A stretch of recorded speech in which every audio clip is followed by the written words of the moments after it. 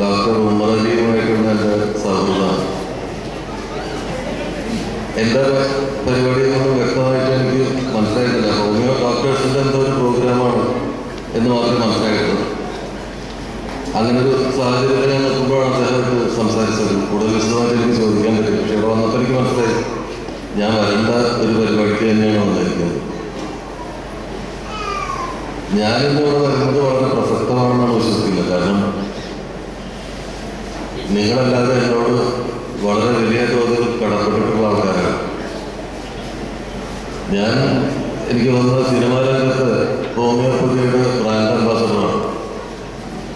ഞാൻ ഹോമിയോപ്പതിയുടെ ആരാധകനാണ്. കുറേ ദീർഘകാലമായി ഹോമിയോപ്പതി ഡോക്ടർ ഇക്ബാൽ പരീക്ഷണം നടത്തുന്നൊരു ദേഹമാണ് എൻ്റെ.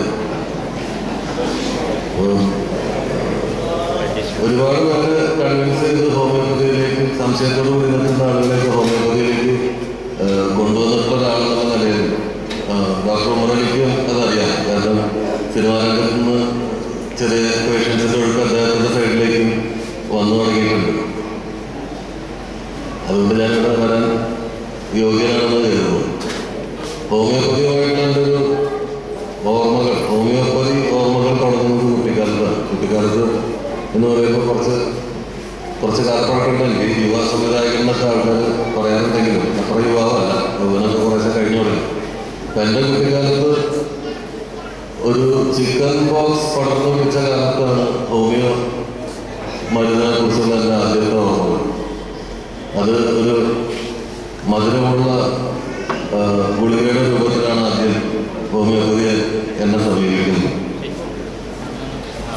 ഈ മരുന്ന് കഴിച്ചാൽ ചിക്കൻ ബോക്സ് വരില്ല എന്ന് അമ്മ പറഞ്ഞപ്പോൾ അത് വിശ്വസിച്ച് കഴിച്ചു. പക്ഷെ സത്യമായിരുന്നു ജീവിതത്തിൽ ഇന്നുവരെ എനിക്ക് ചിക്കൻ ബോക്സ് വന്നില്ല, ഇനി വരാതിരിക്കട്ടെ.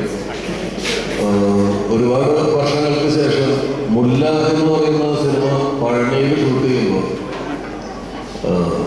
പഴനിയിൽ ആ സിനിമയിലൊരു തീവണ്ടിയുമായിട്ടൊക്കെ ബന്ധപ്പെട്ടുള്ളൊരു കഥയായിരുന്നു. അപ്പോൾ ട്രെയിനിൽ ഭിക്ഷ എടുക്കാൻ പോകുന്ന ഒരു പാട്ടുപാടി ഭിക്ഷ എടുക്കുന്ന ഒരു പെൺകുട്ടിയുടെ ക്യാരക്ടറുണ്ട്.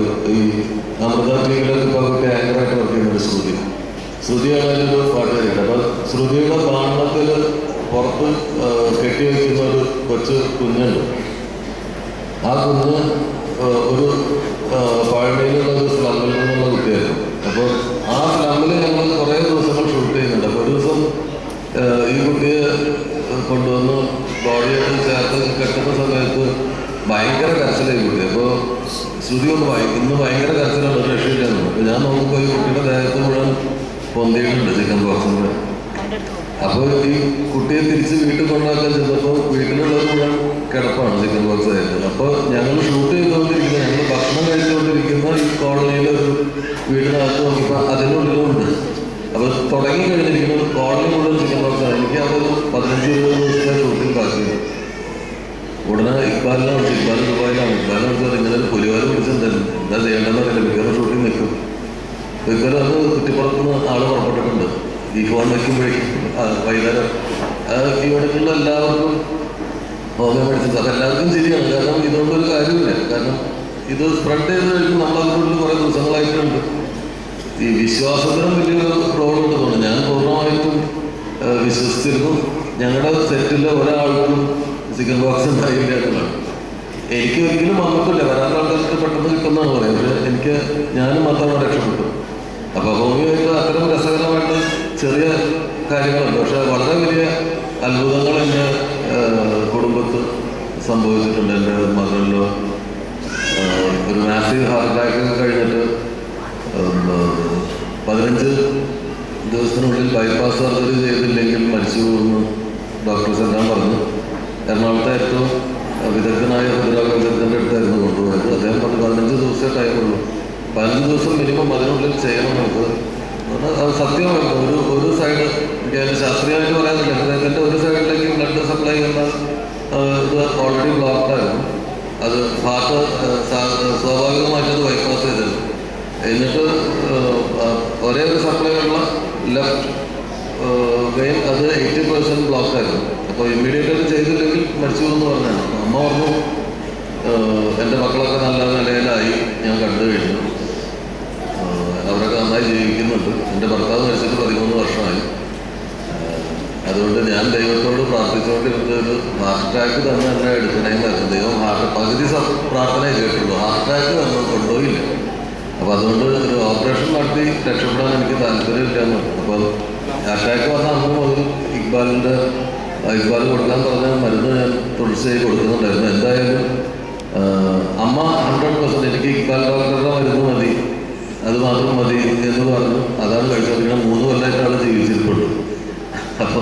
അപ്പോൾ കഴിഞ്ഞ ദിവസം എറണാകുളത്ത് ഒരു ഹൃദ്രോഗങ്ങൾക്ക് വേണ്ടിയിട്ടുള്ള ഒരു എയ്ഡിൻ്റെ ഒരു ഫംഗ്ഷന് വേണ്ടിയിട്ട് അമ്മ കാണിച്ച ഹൃദ്രോഗ വിദഗ്ധൻ്റെ അടുത്ത് ചെന്നപ്പോൾ അദ്ദേഹം